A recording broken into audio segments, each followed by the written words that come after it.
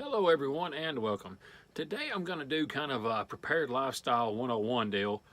I'm going to make an alcohol stove and stand. The reason why I call this kind of prepared living 101, these items are incredibly easy to make. So if you don't have any kind of bushcraft skills or scavenging abilities, this would be a good place to start. So let's get building the alcohol stove and the stand. All right, to make an alcohol stove, all you really need is 2 cans, a knife, and something to puncture holes in the bottom of the can to make your eyes for the burner. Now, there are a bunch of videos out there where people will set up pieces of wood to have a blade, you can turn the can, this, that, and the other. I'm not looking to mass produce these, and I'm just trying to show you that how quick and easy it is to make these. So the first thing I'm going to do is I'm going to start cutting my cans, and I'm going to start off with the can that I'm going to use as my bottom first, and I'll show you why. And like I said, you can just kind of gauge about where you want it, about the height you want it, and just cut it along. Alright, so we have the bottom part of our can, and this is the can I'm going to use for the top burner, and I'm just going to kind of push it in there, and what that does is it flares it out and gets rid of the dents from the cutting. And like I said, I'm not going to go in far, just a little bit. Then I'm going to pull it back out. Alright, now that I've got my bottom can flared back out, I'm just going to use it to mark the can for the top of the burner. And then I'm going to set that over to the side, and then I'm going to cut the top of the burner.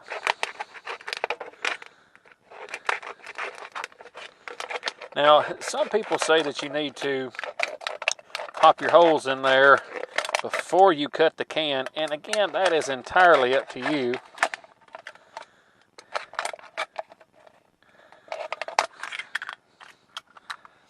So it kind of ripped on me a little bit right there, but it's no big deal. Easy fix. Now that I have the bottom of my burner and the top of my burner, I'm just going to take the top and I'm just going to put a couple of crimps in there.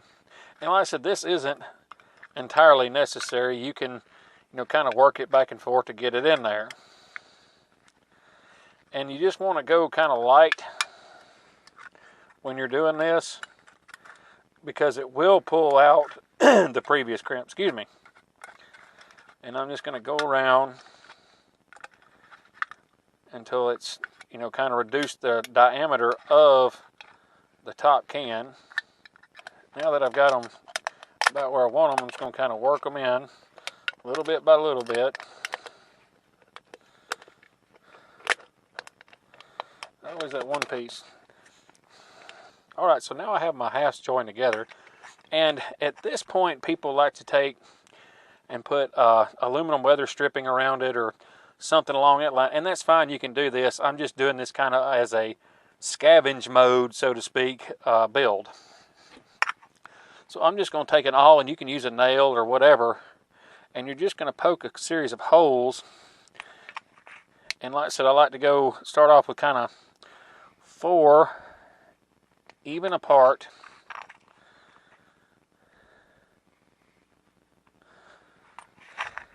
And these holes are going to be a little bit bigger than the ones that I'm going to use going around the perimeter. I'm just going to go on the next set and go a little bit smaller. Alright, now that we have our burner holes popped into the can, need to take and put a filling hole in the center. And like I said, that one's kind of going to be the largest diameter of any of the holes.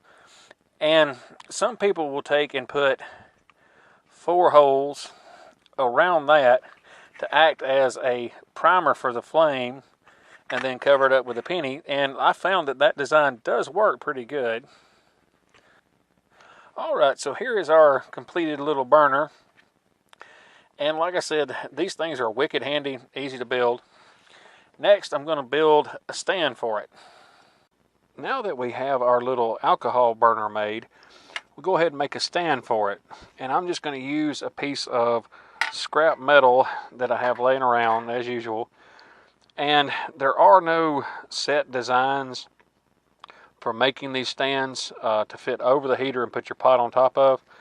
But as a rule of thumb, I like to use an inch of material from here to say here to set the pot on, just to kind of give it some rigidity. So anyway, let's get started on making this a little stand.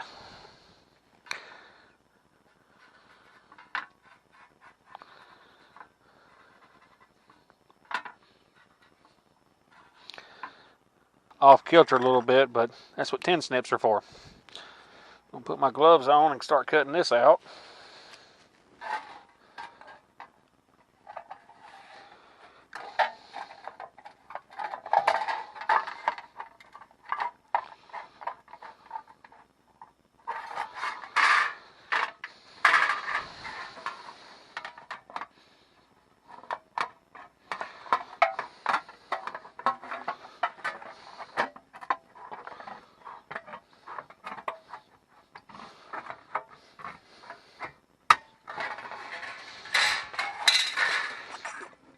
Alright, so that's going to look about right as far as the height of it, because I'm going to put a notch right here in the center, so when I make two of them, I can kind of link them together. Alright, so that's about how I want it. As you can see, it's going to kind of fit in there like so.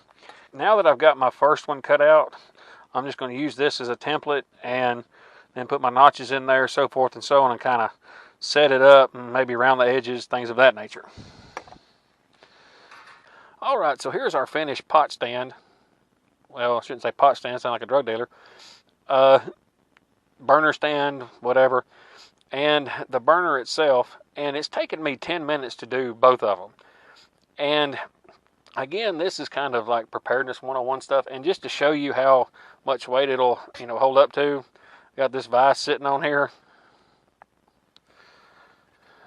And it's not collapsing, things of that nature. So that kind of gives you an idea of how sturdy it is. It may not be pretty, but I'm not looking for pretty. As far as this goes, I'm just looking for functionality in a grid down or disaster type situation. Throw something like this together and I'll be able to cook. Now that we have our alcohol stove and stand made, let's light it up and see what she does.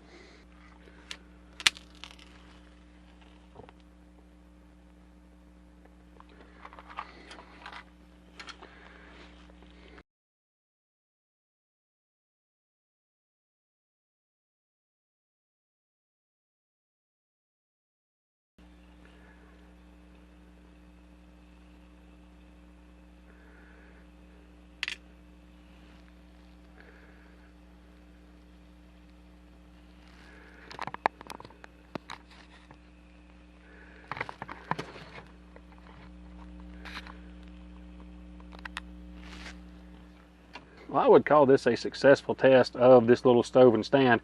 As you can see, the flames are about 8 inches high, give or take. And this, again, is a great beginner project for somebody who's just getting into the prepared lifestyle, survival, whichever one you want to call it, and doesn't have any bushcraft skills. I mean, it's wicked simple to make. Anyway, there's our little alcohol stove and stand.